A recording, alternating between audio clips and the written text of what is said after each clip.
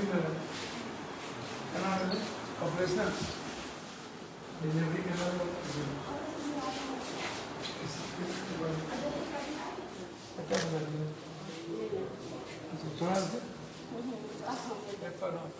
Private में हो जाए, क्योंकि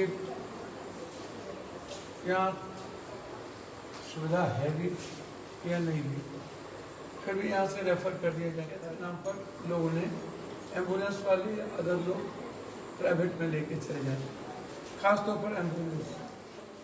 जेनेटिक दवाई नहीं लिखी जाती, सरकारी दवाई, सरकारी डॉक्टर जेनेटिक नहीं लिखेंगे तो कौन लिखेगा? प्राइवेट लिखेगा। जो अपने बेटा बेटी अपने रसूख के लिए एमआर जो कहता है वो दवाई लिखता है।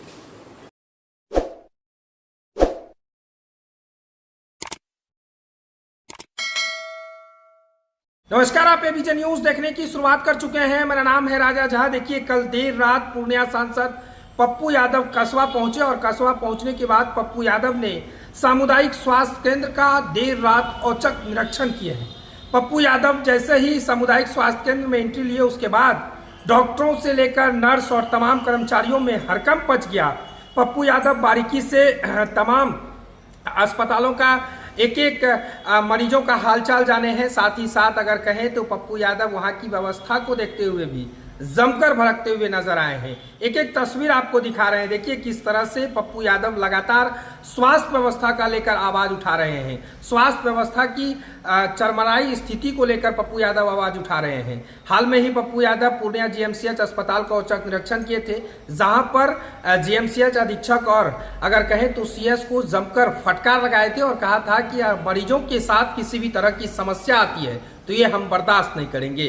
कल देर शाम पप्पू यादव अगर कहें तो सामुदायिक स्वास्थ्य केंद्र कसबा का औचक निरीक्षण किया और वहां पर मौजूद स्थिति देखकर पप्पू यादव भड़कते हुए नजर आए हैं। सरकार से लेकर स्वास्थ्य मंत्री मंगल पांडे से कई सवाल किए हैं। साथ ही साथ वहां पर मौजूद मरीजों से हालचाल जाने हैं।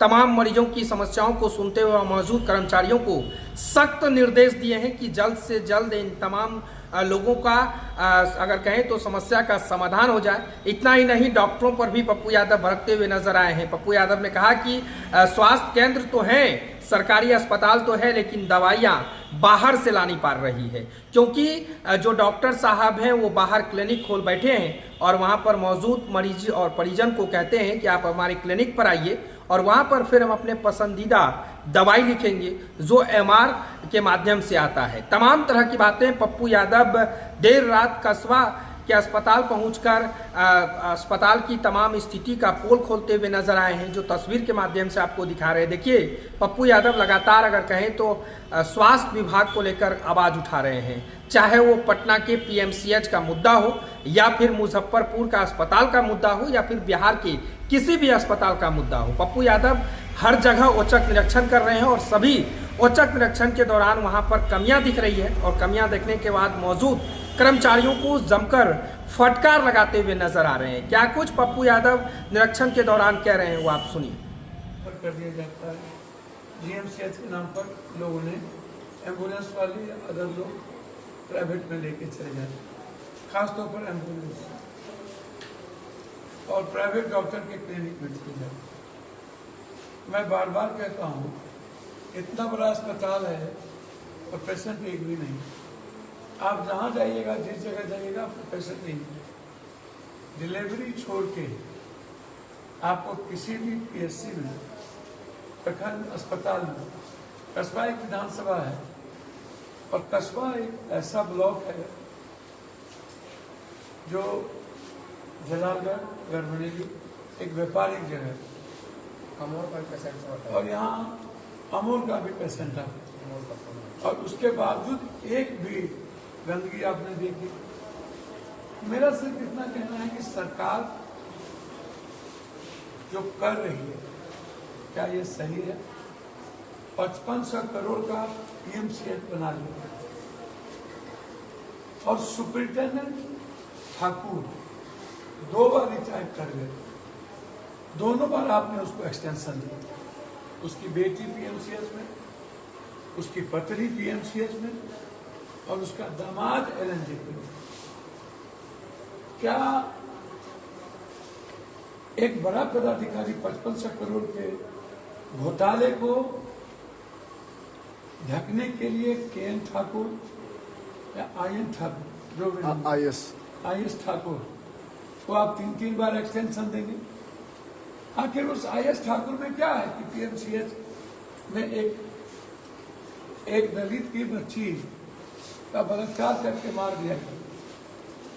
कल पूर्णिया में एक मासूम बच्ची का बलात्कार हुआ 2 दरिंदों ने रुपौली में। कल वो सुबह आएंगी, मैं आपको दिखाऊंगा कोई सूद लेने वाला।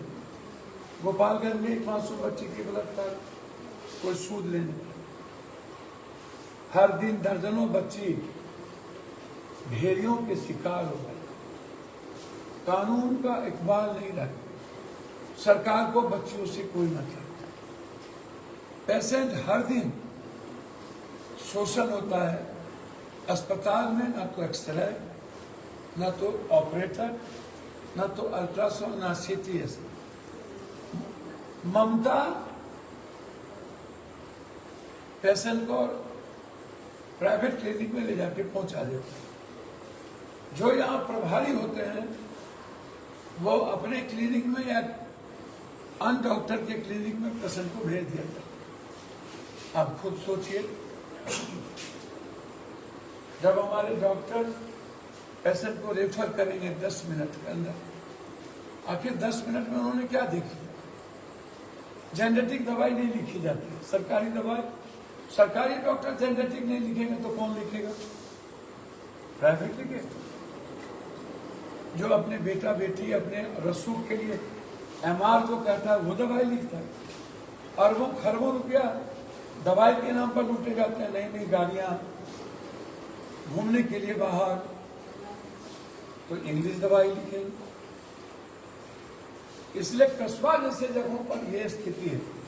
हम लोग 1 बजे रात में अभी यहाँ, मैं आपको दिखा रहा हूं इस सरकार की स्थिति। आप यदि साथ नहीं देंगे तो बदलाव नहीं हो पाएगा। 1 nation 1 health, health and education, 1 nation 1 education और कंपलसरी। आम आदमी पर बोझ नहीं।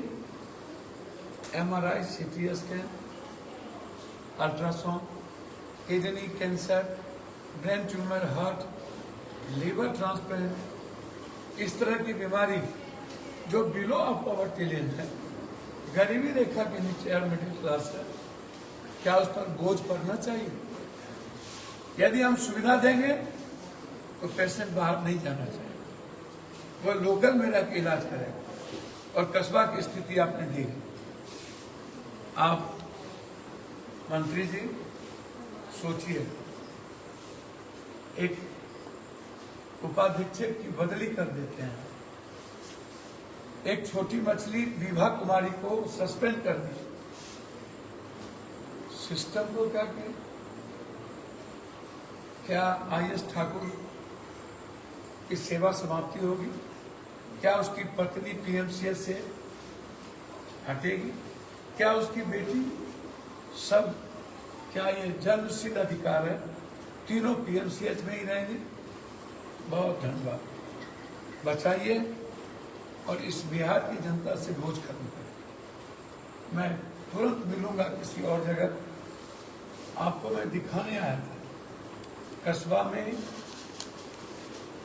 डॉक्टर्स के द्वारा पेशेंट को तुरंत हटा दिया जाता है।